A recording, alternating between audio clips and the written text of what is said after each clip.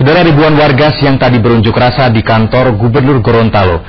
Mereka memprotes tindakan Gubernur Fadel Muhammad yang melaporkan Wali Kota Gorontalo ke Menteri Dalam Negeri terkait dengan pemeriksaan keuangan pemerintah kota oleh pemerintah provinsi.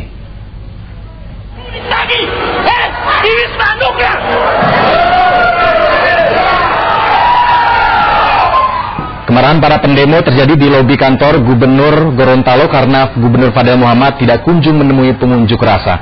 Massa berteriak-teriak, saudara, meminta Fadel turun menemui massa dan yang menuntut Fadel ikut bertanggung jawab atas kasus korupsi dana APBD tahun 2001 sebesar 5,4 miliar rupiah. Massa juga memprotes ulah Fadel yang melaporkan Wali Kota Gorontalo ke Mendagri tanpa terlebih dahulu memanggil Wali Kota. Atas desakan pengunjuk rasa, Fadel Muhammad akhirnya bersedia menemui massa. Ya, saudara anggota masyarakat, masa nggak lihat laporan-laporan begitu? Itu laporan begitu.